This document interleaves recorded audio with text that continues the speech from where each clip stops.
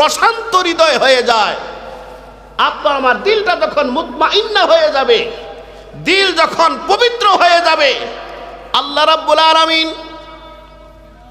হাসরের ময়দানে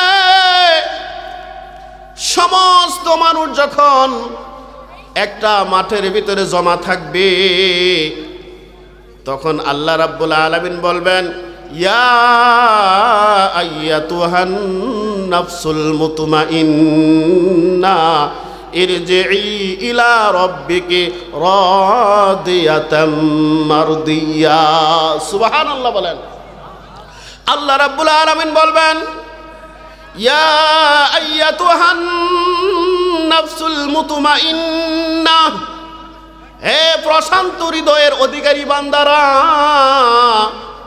ইরজিই ইলা রাব্বিকি রাদিয়াতাম মারদিয়া, তোমরা তোমাদের রবের কাছে ফিরে আসো। কয় ফিরে আসার অবস্থানটা কেমন হবে? এমন অবস্থায় তোমরা তোমাদের রবের কাছে ফিরে আসো যে তোমরা নিজেরাও রবের উপরে সন্তুষ্ট, এবং শুধু তোমরাই আল্লাহর উপর সন্তুষ্ট নয়, আল্লাহ রাব্বুল আলামিনও তোমাদের উপরে রাজি এবং খুশি। সুবহানাল্লাহ। আজকে তোমরা এমন ভাবে আমার কাছে চলে আসো যে তোমরাও আমার উপরে রাজি, আর আমি আল্লাহ তোমাদের উপরে রাজি। বলেন সুবহানাল্লাহ। ফাদখুলি ফি ইবাদি ওয়াদখুলি জান্নাতি। আল্লাহ রাব্বুল আলামিন বলবেন, ওই যে দেখো আমার বিশেষ বান্দারা, নেককার, শহীদ, সিদ্দিকিন, নবিয়্যিন, এই সমস্ত বান্দাদের মধ্যে তোমরা অন্তর্ভুক্ত হয়ে যাও এবং এদের সাথে তোমরা আমার জান্নাতে প্রবেশ করো। সুবহানাল্লাহ। হাসরের ময়দানটা অত্যন্ত ভয়াবহ ময়দান রে বাবা। অর্ধ হাত উপরে সূর্য চলে আসবে, সমস্ত মানুষ হা করে উপরের দিকে তাকিয়ে থাকবে, পুরা জমিনটা তামার মতো হয়ে যাবে, সমস্ত মানুষগুলো পেরেশান হয়ে যাবে। আর মানুষ বলবে, ওগো আল্লাহ, জান্নাত দেও আর জাহান্নাম দেও, তাড়াতাড়ি দাও, এই হাসরের ময়দানে অবস্থান করা আর একটা মুহূর্ত আমাদের সহ্য হচ্ছে না। এক পর্যায়ে হাসরের মানুষগুলো বলবে, আরে আজকে যদি এমন কোনো বান্দা থাকতো যে আল্লাহ রাব্বুল আলামিনের কাছে আমাদের জন্য একটু সুপারিশ করবে যে আল্লাহ বিচার কাজটা তাড়াতাড়ি শুরু করে দাও। কারণ আল্লাহ রাব্বুল আলামিন সেই দিন তো কাহার রূপ ধারণ করে থাকবেন, ভীষণ রাগে রাগান্বিত হয়ে থাকবেন, আল্লাহর সামনে যাওয়ার সাহস কাহারও থাকবে না, কাহার রূপ ধারণ করে থাকবেন। তখন সমস্ত মানুষগুলো চলে যাবে আদম নবীর কাছে। আদম নবীর কাছে যাওয়ার পরে বলবেন, ও আদম, আপনি তো আমাদের আব্বা, আল্লাহ রাব্বুল আলামিন আপনাকে অত্যন্ত মহব্বত করে আদর করে আপনাকে মনের মতো করে সুন্দর করে বানাইছেন নিজ কুদরতি হাতে। আজকে দেখেন না আপনার সন্তানগুলো কত ভয়াবহ পরিস্থিতির মধ্যে আছে। আপনি একটু যান আল্লাহ তাআলার কাছে, আমাদের জন্য একটু সুপারিশ করেন, আল্লাহ রাব্বুল আলামিন যেন আমাদের বিচার কার্যটা অতি তাড়াতাড়ি শুরু করে দেয়। আদম আলাইহিস সালাতু ওয়াস সালাম বলবেন, আল্লাহ রাব্বুল আলামিনের সামনে আজকে দাঁড়ানোর মতো কোনো ক্ষমতা আমার নাই, সাহস নাই, আমার দ্বারা এটা সম্ভব নয়। তোমরা চলে যাও নূহ নবীর কাছে।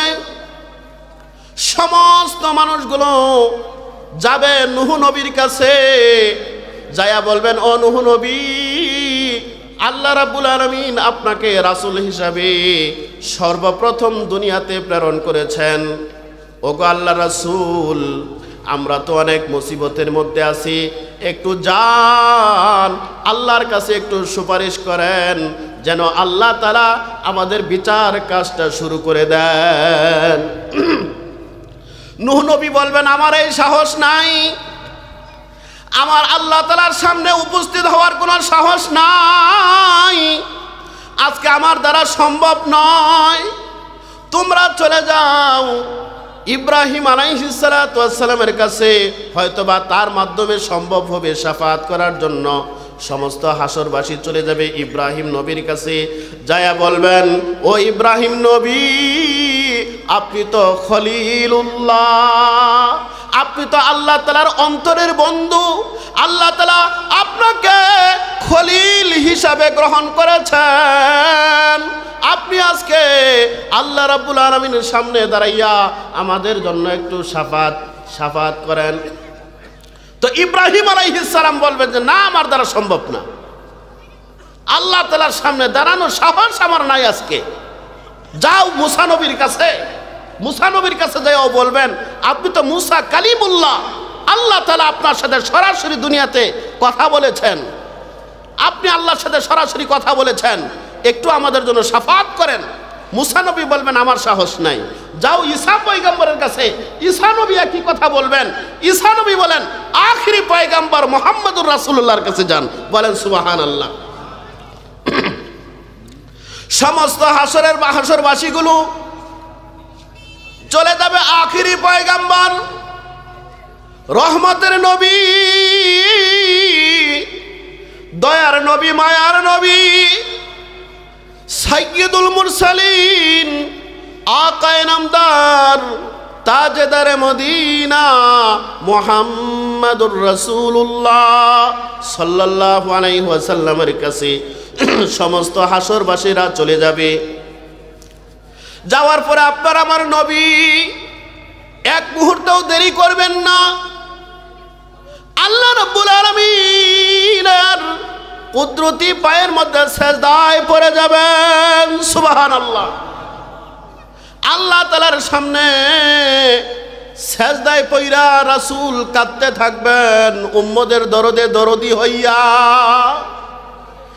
সেই দিন আমার নবী শুধু আপনার আমার জন্য কাঁদবেন না, শুধু আমার নবী উম্মতে মুহাম্মাদের জন্য কান্না করবেন না, না, আমার নবী আদম আলাইহিস সালাতু ওয়াস সালাম থেকে কিয়ামত পর্যন্ত যত মানুষ দুনিয়ার মধ্যে আসবে সমস্ত মানুষের জন্য আমার নবী আল্লাহর সামনে কান্না করবেন। শুধু ইমানদারের জন্য কাঁদবেন না, কাফের, মুশরিক, বেঈমান সবার জন্য আমার নবী কান্না করবেন সেই দিন।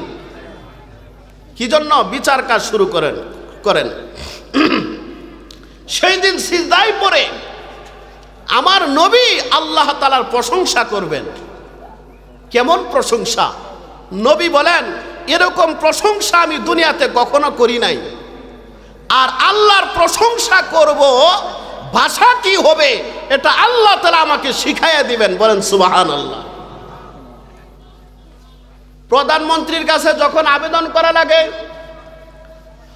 মন্ত্রণালয়ের মধ্যে যখন কোনো কিছুর দরখাস্ত লেখা হয়, আবেদন করতে হয়, মন মতো আবেদন করলে সেটা গ্রহণ হয় না। দরখাস্তের ভিতরে ভাষা কি হবে, লেখাটা কেমন হবে, ওই দরখাস্তটা ও মন্ত্রণালয় থেকে কইরা দেওয়া থাকে কি থাকে না? এমপি মন্ত্রীর কাছে আবেদন করবেন অনুদানের জন্য, আপনি সাদা কাগজের ভিতরে কলম দিয়ে লিখে দিলে সেটা গ্রহণযোগ্য হবে না। ওখান থেকে ভাষা নির্ধারণ করা থাকে, এইভাবে আবেদন দরখাস্ত লেখা থাকে, ওইটা পূরণ করে তারপরে দিতে হয়। কথা ঠিক না ঠিক? ঠিক তেমনি ভাবে আপনার আমার নবী যখন উম্মতের জন্য আল্লাহ রাব্বুল আলামিনের সামনে সেজদায় পড়ে যাবেন, কান্না করতে থাকবেন, আর আল্লাহ তাআলার প্রশংসা করতে থাকবেন। রাসূল করিম সাল্লাল্লাহু আলাইহি ওয়াসাল্লাম বলেন আমি সেই দিন আল্লাহর এমন প্রশংসা করব, ইতিপূর্বে আর কখনো এমন প্রশংসা আমি করি নাই, আর দুনিয়াতে আর কখনো এমন প্রশংসা আমি করতে পারবো না। সেদিন স্বয়ং আল্লাহ আমাকে প্রশংসার ভাষাগুলো শিখাইয়া দিবেন। আমি যখন সেই আল্লাহর প্রশংসাগুলো করতে থাকব, তখন আল্লাহ রাব্বুল আলামিন আল্লাহ তাআলার দিলটা তো অনেক কঠিন থাকবে, কাহার রূপ ধারণ করে থাকবেন, ভীষণ রাগে রাগান্বিত থাকবেন। আল্লাহ আপনার আমার নবী আল্লাহর এত প্রশংসা করবেন, আল্লাহর প্রশংসা শুনে আল্লাহর সমস্ত রাগগুলো একদম শেষ হয়ে যাবে। সুবহানাল্লাহ, সব রাগ শেষ হয়ে যাবে, দিল একদম নরম হয়ে যাবে। বলেন সুবহানাল্লাহ। এর আগে তো ছিল কাহার, এখন হয়ে যাবেন রহমান রহিম। বলেন সুবহানাল্লাহ। আল্লাহর দয়া, দিলটা একদম নরম হয়ে যাবে। তখন আল্লাহ তাআলা অনেক বান্দাকে বিনা হিসেবে মাফ করে দিবেন। বলেন সুবহানাল্লাহ। আপনার আমার হিসাব, আমলের হিসাব যদি আল্লাহ চান, হিসাব দিয়ে জান্নাত পাওয়ার কোনো সুযোগ আমাদের নাই। আপনার আমার আমল, কি আমল করি আমরা? এই আমলের দ্বারা কতটুকু জান্নাতের আশা করতে পারি যে আমি আমার আমলের হিসাব দিয়ে আল্লাহর সামনে আমি পার পেয়ে যাব, এতটুকু আশা আমরা করতে পারি না। আল্লাহ তাআলা দয়া করে আপনাকে আমাকে যদি মাফ না করেন। কথা ঠিক বললাম না? ঠিক বললাম। মেরে মুহতারাম হাজিরিন, সেই দিন আপনার আমার দুইটা জিনিস কাজে লাগবে। এক নম্বর ঈমান, আর দুই নম্বর আমল। এক নম্বর ঈমান, আর দুই নম্বর আমল। এই দুই জিনিস ছাড়া জান্নাতে যাওয়া যাবে না। একটা পাখির যেমন দুইটা ডানা থাকে, উড়তে হলে দুইটা ডানাই ব্যবহার করতে হয়, ঠিক তেমনি ভাবে আপনি আমি যদি জান্নাতে যাইতে চাই, ঈমান আর আমালে সলিহাত লাগবে। ঈমান আমল ছাড়া জান্নাতের আশা করা যায় না। আপনি আমি তো ঈমানদার দাবি করি, কিন্তু ঈমানদার হিসাবে এখন প্রথম আলোচনায় চলে আসি। যে আয়াত তেলাওয়াত করেছিলাম, পিছনে পড়ে গেছে, আলোচনা অন্যদিকে চলে গেছে, পিছনে চলে আসি। যে একজন ঈমানদারের প্রকৃত ঈমানদার হইতে গেলে, খাঁটি ঈমানদার হইতে গেলে তার ভিতরে 5টা গুণ লাগবে। কয়টা গুণ লাগবে ভাই? 5টা গুণ। আল্লাহ পাক নিজে বলেছেন সূরা আনফালের মধ্যে, 5টা গুণ যেই বান্দার ভিতরে থাকবে, ওই বান্দাটা খাঁটি ঈমানদার। সুবহানাল্লাহ বলেন। এটা কে বলছেন? আল্লাহ তাআলা নিজে বলছেন যে 5টা গুণ যার ভিতরে থাকবে সে খাঁটি ঈমানদার। আল্লাহ নিজে সার্টিফিকেট দিয়ে দিচ্ছেন, এবং তার পুরস্কার কি হবে, 3টা পুরস্কারের ঘোষণা আল্লাহ তাআলা ওই বান্দার জন্য দিয়ে দিচ্ছেন। সুবহানাল্লাহ বলেন। 1 নম্বর গুণ কি? খাঁটি ঈমানদারের। ভালো করে সবক নিবেন, মুখস্থ করবেন বয়ান, শুধু কানের মজা নিবেন না, দিলের ভিতরে ঢুকাইতে হবে কথা। সবক নিবেন। কয়টা সবক নিব আমরা? একজন খাঁটি ঈমানদারের সিফত কয়টা? সিফতওয়ালা ঈমানদার হইতে হবে, গুণওয়ালা ঈমানদার হইতে হবে। গুণ ছাড়া শুধু নামের ঈমানদারের কোনো দাম নাই। নামের ঈমানদারের কি নাই? দাম নাই। গুণের ঈমানদারের দাম। কথা ঠিক কিনা? গুণওয়ালা ঈমানদার হয়ে যান, এটা আল্লাহ তাআলার কাছে মূল্যায়ন হবে। আর গুণ ছাড়া শুধু নামের ঈমানদার হইলে আল্লাহ তাআলার কাছে কোনো মূল্যায়ন নাই। এই জন্য আল্লাহ রাব্বুল আলামিন বলেন, খাঁটি ঈমানদারের 1 নম্বর গুণ, আল্লাহ রাব্বুল আলামিন বলেন, ইন্নামাল মুমিনুনা আল্লাযীনা ইযা যুকিরাল্লাহ, ইন্নামাল মুমিনুনা আল্লাযীনা ইযা যুকিরাল্লাহ ওয়াজিলাত কুলুবুহুম। আল্লাহ রাব্বুল আলামিন বলেন, প্রকৃত ঈমানদার হলো ওই বান্দা যখন তার সামনে আমার আল্লাহ তাআলার আলোচনা করা হয়, আল্লাহর জিকির করা হয়, ওয়াজিলাত কুলুবুহুম, তার অন্তরটা ভীত হয়ে যায়, সে ভয় পেয়ে যায়। তার মানে আল্লাহর ভয়। তার মানে কি? আল্লাহর ভয়। বিস্তারিত আলোচনা করার সুযোগ নাই, শুধু 5টা সবক। 1 নম্বর গুণ হলো আল্লাহর ভয়। আপনার আমার ভিতরে আল্লাহর ভয় লাগবে। খাঁটি ইমানদার হইতে গেলে 1 নম্বর গুণ যেটা আল্লাহর ভয়। যার দিলের ভিতরে আল্লাহর ভয় নাই সে ইমানদার, প্রকৃত ইমানদার হইতে পারে না। আল্লাহর ভয় ছাড়া কোন বান্দা প্রকৃত ইমানদার হইতে পারবে না। আর আল্লাহর ভয় যদি থাকে, আল্লাহ রাব্বুল আলামিন বলেন, ওয়া আম্মা মান খাফা মাকামা রাব্বিহি ওয়া নাহান নাফসা আনিল হাওয়া